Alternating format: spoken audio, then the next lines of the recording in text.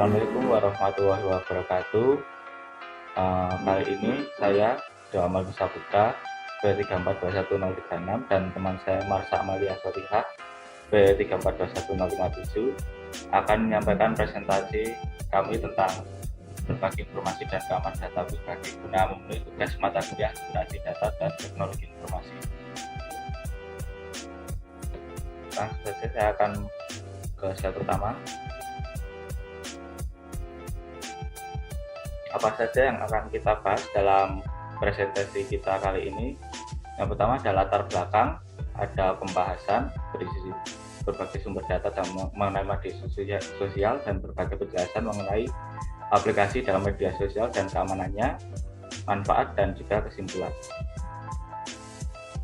Yang ketiga ada latar belakang.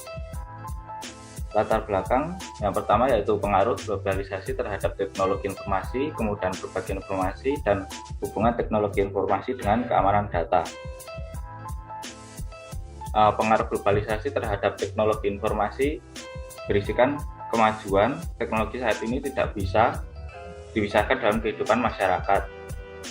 Berbagai informasi yang terjadi di berbagai belahan dunia ini telah dapat langsung kita ketahui berkat kemajuan teknologi. Pengaruh globalisasi sekarang ini tidak dapat dipungkiri lagi karena banyaknya kemajuan teknologi yang masuk ke dalam negara Indonesia. Yang kedua, kemudian berbagi informasi.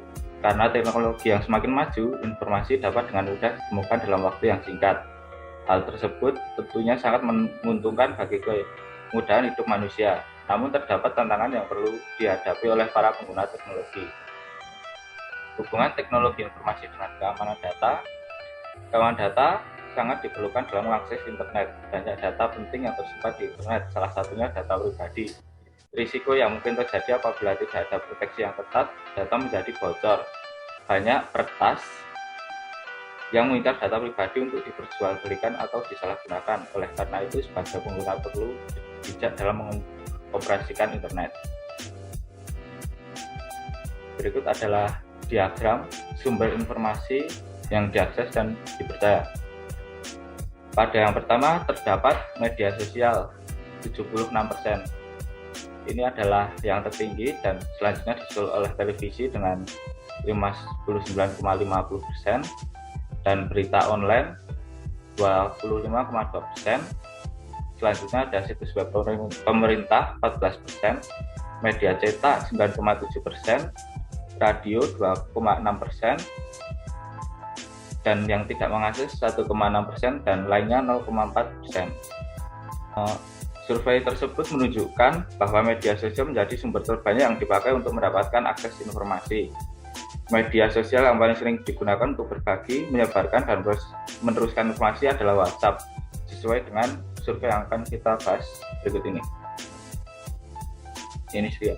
Media sosial biasanya digunakan untuk berbagi, menyebarkan, dan meneruskan informasi.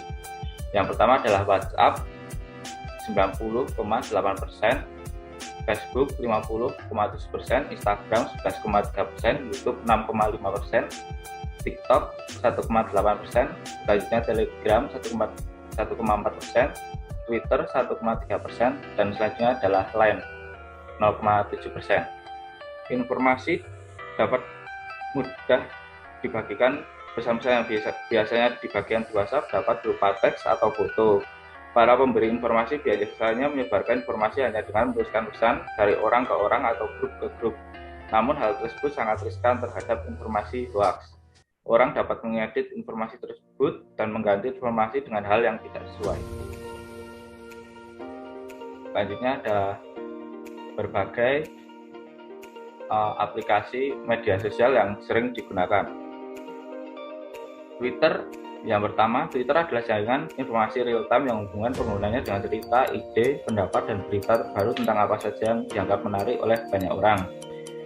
Twitter adalah salah satu jaringan sosial dan layanan microblogging yang memungkinkan penggunanya mengirim dan membaca pesan hingga 140 karakter yang disebut tweet. Twitter ini sangat berguna. Saya sebagai salah satu penggunanya dapat melihat bahwa di Twitter jika ada suatu berita yang terbaru akan menjadi trending nomor 1 dan itu dapat dilihat oleh semua orang. Twitter juga dapat berguna untuk mencari seseorang yang hilang atau barang yang hilang. dan itu biasanya warga Twitter menyebutnya dengan Twitter Your Magic. Selanjutnya ada Facebook, merupakan sebuah situs jaring sosial yang memungkinkan pengguna dapat saling berinteraksi dengan pengguna lainnya di dunia. Facebook ini merupakan aplikasi media sosial yang salah satu yang tertua dan bahkan penggunanya miliaran di dunia ini. Facebook dapat digunakan untuk jual beli, bahkan juga ada grup berita yang dapat mengakses informasi di berbagai kota di Indonesia. Selanjutnya ada Instagram, merupakan aplikasi jaring sosial yang memungkinkan penggunanya untuk berbagi foto dan video dengan teman-teman mereka. Instagram merupakan aplikasi yang sudah tidak asing di kalangan anak muda dan juga dapat mengakses berbagai filter untuk mengubah wajah dan lain-lain. TikTok merupakan sebuah jaringan sosial dan platform video musik. Aplikasi tersebut membolehkan para pemakai untuk membuat video musik pendek mereka sendiri.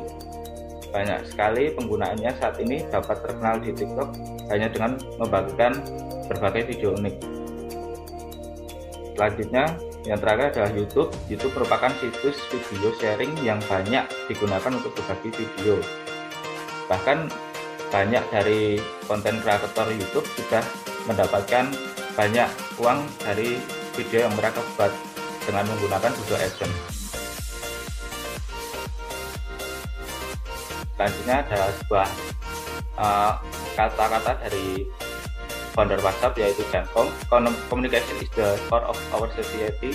That's what makes us human. Artinya komunikasi adalah sudah menjadi bagian dari diri kita. Artinya juga manusia merupakan makhluk sosial yang membutuhkan seseorang di dalam hidup kita.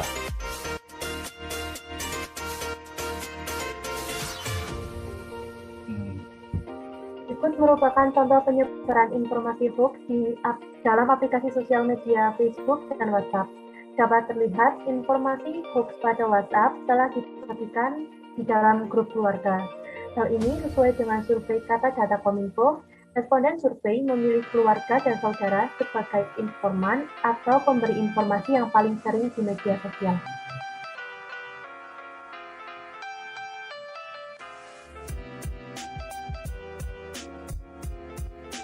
Selanjutnya, bagaimana dapat mengetahui apakah informasi yang didapat merupakan fakta atau palsu.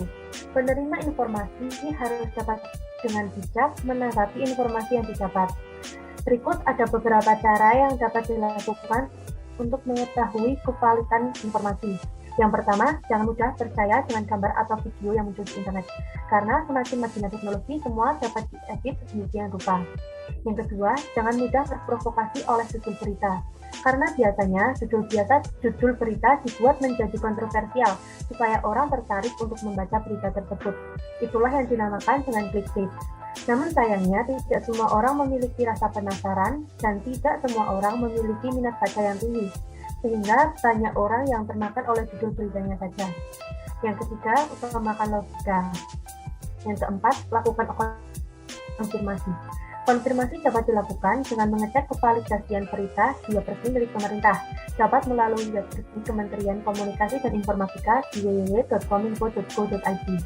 Terakhir, setelah melakukan konfirmasi akan mendapatkan jawaban apakah berita yang didapat merupakan hoax atau tidak. Apabila berita tersebut hoax, jangan sungkan untuk melaporkannya pada pihak berwajib.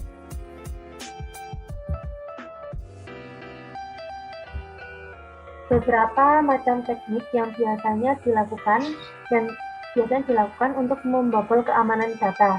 Yang pertama adalah phishing. Phishing merupakan upaya mendapatkan data seseorang dengan teknik pengelabuhan. Phishing sangat banyak tersebar di masyarakat. Biasanya phishing akan mengirimkan link dan penerima link tersebut disuruh untuk mengisi data pribadi seperti nama, usia, alamat, nomor telepon, dan lain-lain. Informasi tersebut akan tersimpan ke oknum dan bahayanya dapat disalahgunakan. Yang kedua ada spamming. Spamming atau yang juga disebut dengan junk mail adalah penyalahgunaan sistem pesan elektronik untuk mengirim berita iklan dan keperluan lainnya secara massal. Umumnya spamming menampilkan berita secara bertubi-tubi tanpa diminta dan seringkali tidak dikehendaki oleh penerimanya. Yang ketiga ada penipuan online. Penipuan online ini biasanya akan memberitahukan kepada penerima pesan apabila penerima pesan telah memenangkan undian atau akan mendapatkan hadiah yang mengatasnamakan perusahaan besar, sehingga penerima pesan harus menghubungi pengirim tersebut. Setelah itu, biasanya penerima pesan disuruh untuk membayar sejumlah uang dengan iming-iming untuk menebus hadiah yang bernilai puluhan juta. Dan terakhir ada pembajakan. Pembajakan biasanya dilakukan oleh oknum untuk dapat masuk ke akun sosial media seseorang. Maka dari itu, verifikasi 2 langkah di akun sosial media sangat diperlukan guna menghindari pembajakan.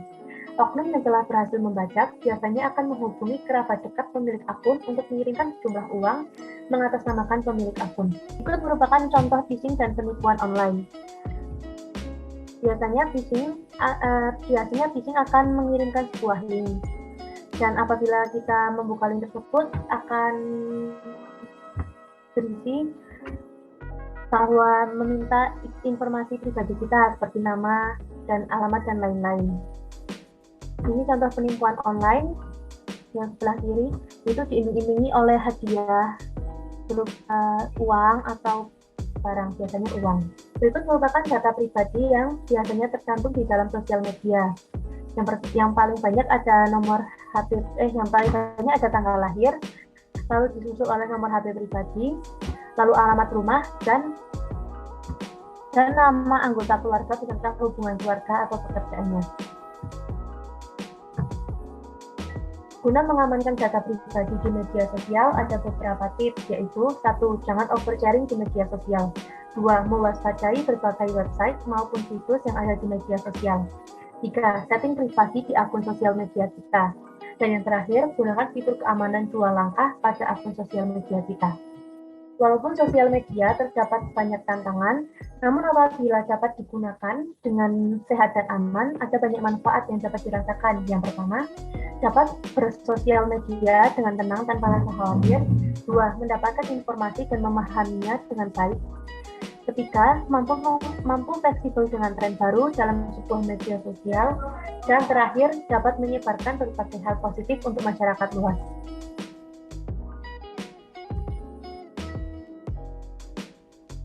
Selanjutnya, terakhir ada kesimpulan dari presentasi kami, yaitu perkembangan zaman atau globalisasi media komunikasi telah mempengaruhi cara kita bergaya hidup. Kita sebagai pengonsumsi media sosial harus dapat memilah antara informasi yang benar-benar terjadi atau tipuan belaka. Keamanan data pribadi pun tidak luput dari sebuah tindak kejahatan. Maka dari itu kita harus benar-benar memahami mengenai keamanan data pribadi. Nah, terima kasih. Itu saja presentasi dari kelompok kita. Dan jika ada dari kalian yang ingin bertanya, ada kontak kita, yaitu Instagram yang sudah tertera. Itu saja, terima kasih. Assalamualaikum warahmatullahi wabarakatuh.